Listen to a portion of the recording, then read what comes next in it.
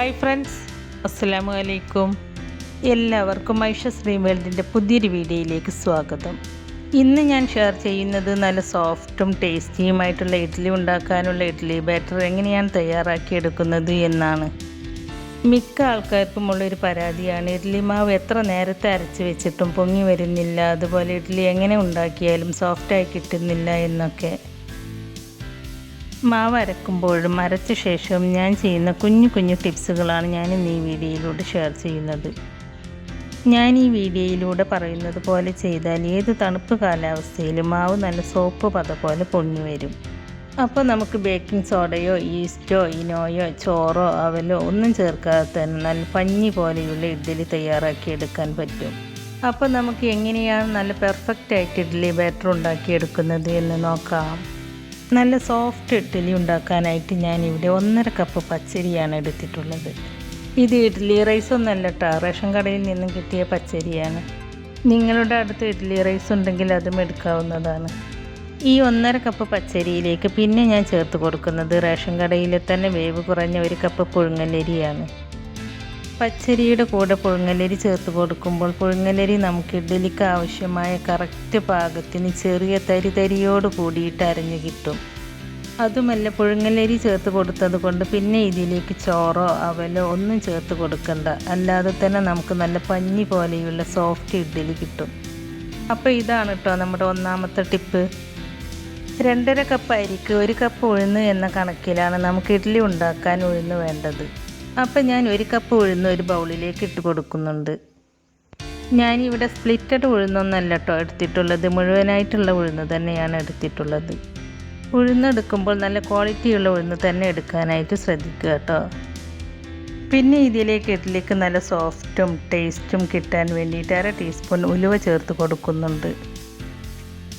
ഇനി നമുക്കിതൊന്ന് കഴുകിയെടുക്കണം. ഉഴുന്നൊരു 3 വെള്ളത്തിൽ കൂടുതൽ കഴുകിയെടുക്കരുത് കേട്ടോ. കൂടുതൽ കഴുകിയെടുത്താൽ ഉഴുന്നിൻ്റെ സ്റ്റാർച്ച് നഷ്ടപ്പെടും. അരി ഒരു 4-5 വെള്ളത്തിലൊക്കെ കഴുകിയെടുക്കണം കേട്ടോ. അപ്പം ഞാനിത് രണ്ടും കഴുകിയെടുത്തിട്ട് വരാം. ഇപ്പം ഞാനിവിടെ അരി ഒരു 5 വെള്ളത്തിലും ഉഴുന്നൊരു 3 വെള്ളത്തിലും കഴുകിയെടുത്തിട്ടുണ്ട്. ഇനി ഇതിലേക്ക് നല്ല വെള്ളം ഒഴിച്ച് കുതിരാൻ വെക്കണം. ഉഴുന്നിൽ കുറച്ച് കൂടുതൽ വെള്ളം ഒഴിച്ച് വെക്കണം കേട്ടോ, കാരണം നമ്മൾ ഉഴുന്ന് കുതിർത്ത വെള്ളത്തിലാണ് ഈ അരിയും ഉഴുന്നും അരച്ചെടുക്കുന്നത്. ഇനി നമുക്കിത് രണ്ടും ഒരു 8 മണിക്കൂർ നേരം കുതിരാൻ വെക്കാം. ഉഴുന്ന് നമുക്ക് പെട്ടെന്ന് തന്നെ കുതിർന്ന് കിട്ടും, പക്ഷേ ഇതിൽ ചേർത്ത പുഴുങ്ങലരി കുതിർന്ന് കിട്ടാൻ ഒരുപാട് സമയമെടുക്കും. പുഴുങ്ങലരി നന്നായിട്ട് കുതിർന്ന് കിട്ടിയാലേ മിക്സിയിൽ പെട്ടെന്ന് അരച്ചെടുക്കാൻ പറ്റുള്ളൂ. അപ്പോൾ ഞാനിത് രണ്ടും ഫ്രിഡ്ജിലാണ് കേട്ടോ കുതിരാനായിട്ട് വെക്കുന്നത്. എന്നാലാണ് നമുക്ക് അരച്ചെടുക്കുമ്പോൾ മിക്സി ഒട്ടും ചൂടാവാതെ അരച്ചെടുക്കാൻ പറ്റുള്ളൂ. അതുപോലെ തന്നെ പുഴുങ്ങലരി പച്ചരി അരച്ചെടുക്കുമ്പോൾ പെട്ടെന്ന് അരച്ചെടുക്കാൻ പറ്റില്ല. അപ്പോൾ കൂടുതൽ സമയം അരച്ചെടുക്കുമ്പോൾ മിക്സി ചൂടായി പോകും. അപ്പോൾ മാവും ചൂടായി പോകും. മാവ് ചൂടായി പോയാൽ നന്നായിട്ട് പൊങ്ങി കിട്ടില്ല. അങ്ങനെ ചൂടായി പോവാതിരിക്കാനാണ് നമ്മൾ അരിയും ഫ്രിഡ്ജിലേക്ക് വെക്കുന്നത്. അപ്പോൾ ഇതാണ് കേട്ടോ നമ്മുടെ രണ്ടാമത്തെ ടിപ്പ്. അപ്പോൾ ഞാനിത് രണ്ടും ഫ്രിഡ്ജിലേക്ക് വെക്കുകയാണ്.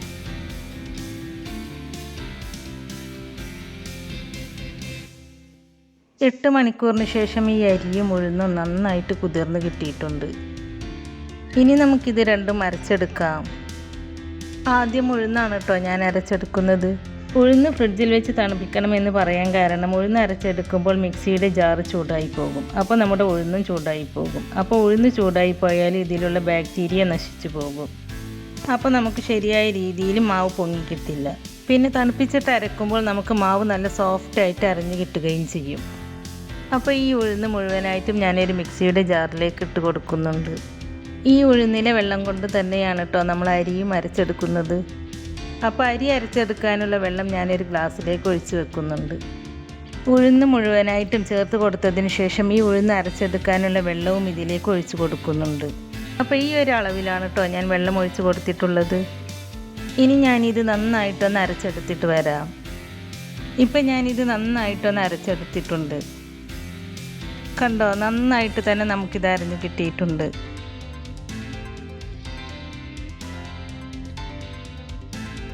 ഇനി ഞാൻ ഇതൊരു പാത്രത്തിലേക്ക് ഒഴിച്ച് കൊടുക്കുന്നുണ്ട്.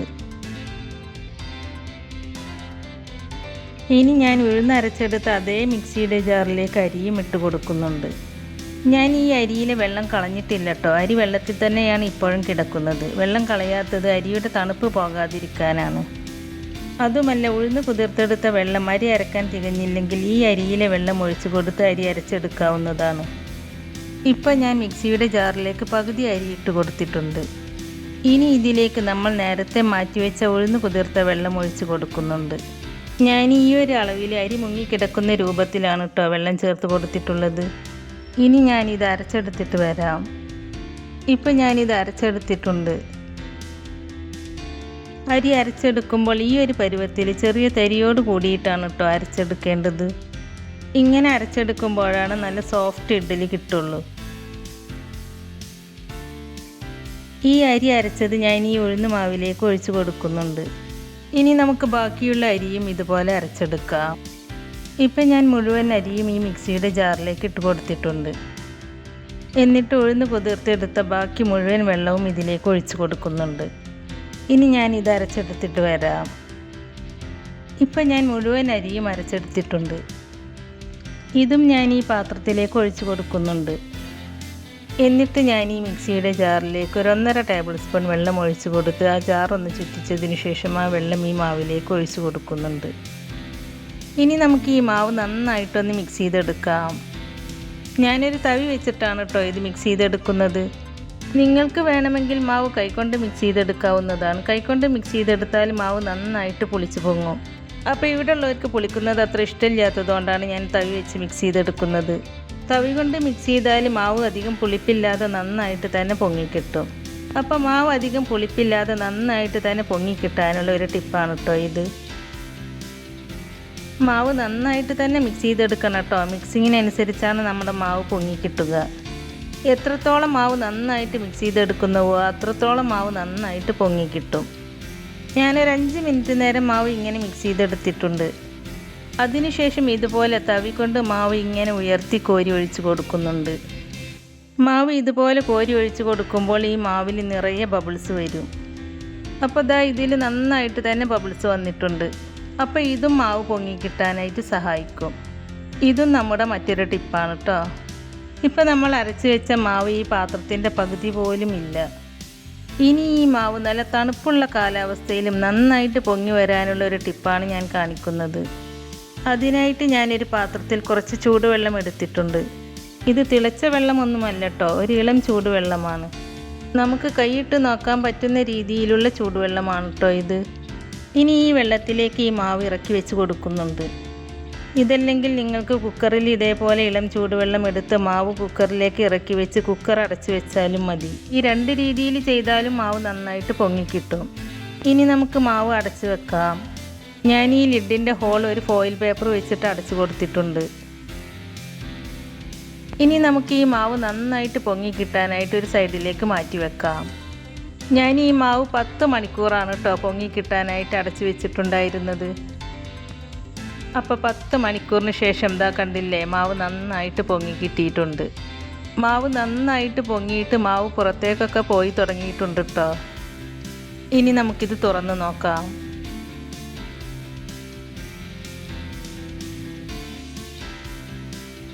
കണ്ടോ, മാവ് നന്നായിട്ട് നല്ല പെർഫെക്റ്റ് ആയിട്ട് തന്നെ പൊങ്ങി കിട്ടിയിട്ടുണ്ട്. ഇനി ഞാൻ ഈ മാവ് വെള്ളത്തിൽ നിന്നും എടുത്തു മാറ്റുന്നുണ്ട്. അപ്പോൾ കണ്ടില്ലേ, ഈ വെള്ളത്തിലേക്ക് നമ്മുടെ മാവ് കുറച്ചൊക്കെ പോയിട്ടുണ്ട് കേട്ടോ. ഇനി നമുക്കിത് മിക്സ് ചെയ്തെടുക്കാം. അപ്പോൾ കണ്ടോ, നല്ല സോപ്പ് പത പോലെ മാവ് നന്നായിട്ട് പൊങ്ങി കിട്ടിയിട്ടുണ്ട്. നമ്മളിതിലേക്ക് ഈസ്റ്റോ ബേക്കിംഗ് സോഡയോ ചേർത്തതാണെങ്കിൽ തവി വെച്ച് കൊടുക്കുമ്പോഴേക്കും ഈ പതഞ്ഞ് വന്നതൊക്കെ താന്നു പോകും. നമ്മളതൊന്നും ചേർക്കാത്തത് കൊണ്ടാണ് ഇങ്ങനെയൊക്കെ മിക്സ് ചെയ്തിട്ടും മാവ് താന്നു പോകാത്തത്. ഞാൻ ഈ മാവ് കൊണ്ട് മുഴുവനായിട്ടും ഇപ്പോൾ ഇഡ്ഡലി ഉണ്ടാക്കിയെടുക്കുന്നില്ല. ഇതിൽ നിന്നും പകുതി മാവ് ഞാനൊരു പാത്രത്തിലേക്ക് ഉപ്പ് ചേർത്ത് കൊടുക്കുന്നതിന് മുമ്പ് എടുത്ത് മാറ്റുകയാണ്. ഉപ്പിട്ട് കൊടുത്താൽ മാവ് ഇരിക്കും തോറും പുളി കൂടിക്കൊണ്ടിരിക്കും. അപ്പോൾ പുളിക്കാതിരിക്കാനാണ് ഉപ്പ് ചേർത്ത് കൊടുക്കുന്നതിന് മുമ്പേ ഞാൻ മാവ് എടുത്ത് വെക്കുന്നത്. ഇപ്പം ഞാനൊരു പകുതി മാവ് ഈ പാത്രത്തിലേക്ക് ഒഴിച്ചു കൊടുത്തിട്ടുണ്ട്. ഇനി ഞാനിത് അടച്ച് വെച്ച് ഫ്രിഡ്ജിലേക്ക് എടുത്ത് വെക്കുകയാണ്. ബാക്കിയുള്ള മാവിൽ ഞാൻ ഉപ്പ് ചേർത്ത് കൊടുക്കുന്നുണ്ട്. ഞാൻ ആദ്യം ഈ തവിയിലേക്ക് ഉപ്പ് ചേർത്ത് കൊടുത്ത് ഒരു സ്പൂൺ കൊണ്ട് നന്നായി മിക്സ് ചെയ്തതിന് ശേഷമാണ് മാവിലേക്ക് ഒഴിച്ചു കൊടുക്കുന്നത്. ഇങ്ങനെ ചെയ്താൽ ഉപ്പ് എല്ലാ ഭാഗത്തും ഒരുപോലെ എത്തും. ഉപ്പ് ചേർത്ത് കൊടുത്തതിന് ശേഷം നന്നായിട്ടൊന്ന് മിക്സ് ചെയ്തെടുക്കുന്നുണ്ട്. ഇപ്പം ഞാൻ നന്നായിട്ടൊന്ന് മിക്സ് ചെയ്തെടുത്തിട്ടുണ്ട്. ഇനി നമുക്ക് ഇഡ്ഡലി ഉണ്ടാക്കി തുടങ്ങാം. അതിനായിട്ട് ഇഡ്ഡലി തട്ടിലേക്ക് കുറച്ച് എണ്ണ തടവി കൊടുക്കുന്നുണ്ട്. ഇഡ്ഡലി പെട്ടെന്ന് ഇളകി കിട്ടാൻ വേണ്ടിയിട്ടാണ് ഇങ്ങനെ ചെയ്യുന്നത്. അടുത്ത തട്ടിലും ഇതുപോലെ തന്നെ എണ്ണ തടവി കൊടുക്കാം. ഇഡ്ഡലി കുക്ക് ചെയ്തെടുക്കാൻ വേണ്ടിയിട്ട് ഇഡ്ഡലി പാത്രത്തിൽ കുറച്ച് വെള്ളം അടുപ്പത്ത് വെച്ചിട്ടുണ്ടായിരുന്നു. ഈ വെള്ളം നന്നായിട്ട് തിളച്ച് വന്നിട്ടുണ്ട്. ഇനി നമുക്കിതിലേക്ക് ഇഡ്ഡലി തട്ട് ഇറക്കി വെച്ച് കൊടുക്കാം. മാവ് കോരി ഒഴിക്കുന്നതിന് മുമ്പേ ഇഡ്ഡലി തട്ട് നന്നായിട്ട് ചൂടായിട്ടിരിക്കണം. അതിനുശേഷം മാത്രമേ മാവ് ഇഡ്ഡലി തട്ടിലേക്ക് കോരി ഒഴിക്കാൻ പാടുള്ളൂ. ഇപ്പം നന്നായിട്ട് ആവി വരുന്നുണ്ട്. ഇനി നമുക്ക് മാവ് കോരി ഒഴിച്ച് കൊടുക്കാം. ഈ കുഴിയിൽ നിറയെ മാവ് ഒഴിച്ച് കൊടുക്കരുത് കേട്ടോ. ഒരു 3/4 ഭാഗത്തോളം ഒഴിച്ച് കൊടുത്താൽ മതി. ഇഡ്ഡലി കുക്കായിട്ട് വരുമ്പോൾ നന്നായിട്ട് പൊങ്ങി വരും. ഇനി നമുക്ക് അടുത്ത തട്ടിലും ഇതുപോലെ മാവ് ഒഴിച്ച് കൊടുക്കാം. ഇപ്പം ഞാൻ 2 തട്ടിലും മാവ് ഒഴിച്ച് കൊടുത്തിട്ടുണ്ട്.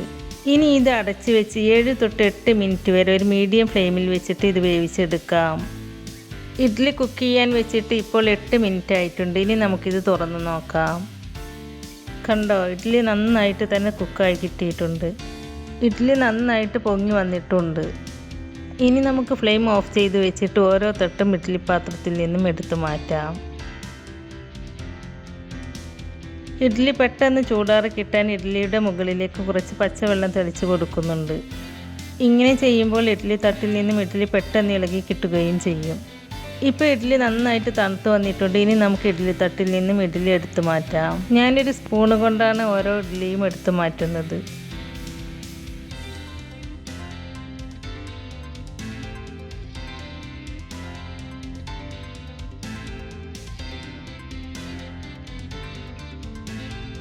ഇപ്പം ഞാൻ മുഴുവൻ ഇഡ്ഡലിയും ഇഡ്ഡലി തട്ടിൽ നിന്നും എടുത്തു മാറ്റിയിട്ടുണ്ട്. ഇനി നമുക്ക് ബാക്കിയുള്ളതും ഇതുപോലെ കുക്ക് ചെയ്തെടുക്കാം.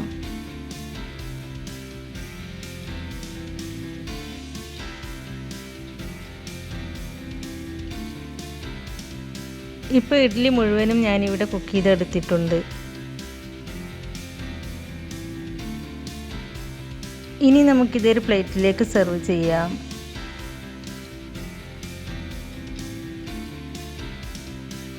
കണ്ടോ, ഇഡ്ഡലി വളരെ സോഫ്റ്റായിട്ട് നല്ല പെർഫെക്റ്റ് ആയിട്ടും കിട്ടിയിട്ടുണ്ട്. അപ്പോൾ ഞാൻ ഈ വീഡിയോയിലൂടെ പറഞ്ഞതുപോലെ മാവ് അരച്ച് വെക്കുകയാണെങ്കിൽ ബേക്കിംഗ് സോഡയോ ഈസ്റ്റോ ചോറോ അവലോ ഒന്നും ചേർക്കാതെ തന്നെ നല്ല പെർഫെക്റ്റ് ആയിട്ട് നല്ല സോഫ്റ്റായിട്ടും ടേസ്റ്റിയുമായിട്ടുള്ള ഇഡ്ഡലി ഉണ്ടാക്കിയെടുക്കാനായിട്ട് പറ്റും. ഇഡ്ഡലിയുടെ കൂടെ കഴിക്കാൻ ഞാനിവിടെ സാമ്പാറാണ് ഉണ്ടാക്കിയിട്ടുള്ളത്. ഇഡ്ഡലി നല്ല സോഫ്റ്റ് ആണെങ്കിൽ ഇതുപോലെ 2 വിരൽ കൊണ്ട് വളരെ ഈസി ആയിട്ട് മുറിക്കാനായിട്ട് പറ്റും. അപ്പോൾ ഇഡ്ഡലി ഇതുപോലെ ഒന്ന് ഉണ്ടാക്കി നോക്കിയിട്ട് അതിൻ്റെ ഫീഡ്ബാക്ക് കമൻറ്റ് ബോക്സിൽ എഴുതി അറിയിക്കാനും മറക്കരുത്. അപ്പോൾ നമ്മുടെ ഇന്നത്തെ ഈ റെസിപ്പി നിങ്ങൾക്ക് ഇഷ്ടമായിട്ടുണ്ടെങ്കിൽ ലൈക്ക് ചെയ്യുകയും നിങ്ങളുടെ ഫ്രണ്ട്സിനും ഫാമിലിയിലേക്കൊക്കെ ഒന്ന് ഷെയർ ചെയ്ത് കൊടുക്കുകയും അതുപോലെ ചാനൽ സബ്സ്ക്രൈബ് ചെയ്യാതെ പുതുതായി ആരെങ്കിലും കാണുന്നവരുണ്ടെങ്കിൽ ഒന്ന് സബ്സ്ക്രൈബ് ചെയ്ത് സപ്പോർട്ട് ചെയ്യുകയും ചെയ്യണേ. സബ്സ്ക്രൈബ് ചെയ്യുമ്പോൾ കൂടെ കാണുന്ന ബെല്ലൈക്കണിൽ ക്ലിക്ക് ചെയ്ത് അതിലാളെന്ന ഓപ്ഷൻ തന്നെ എനേബിൾ ചെയ്ത് വെക്കുകയാണെങ്കിൽ പുതിയ റെസിപ്പീസ് അപ്ലോഡ് ചെയ്യുമ്പോൾ അതിൻ്റെ നോട്ടിഫിക്കേഷൻ നിങ്ങൾക്ക് കിട്ടുന്നതാണ്. ഇൻഷാ അല്ലാഹ് പുതിയ റെസിപ്പീസുമായി വീണ്ടും വരാം. Thank you.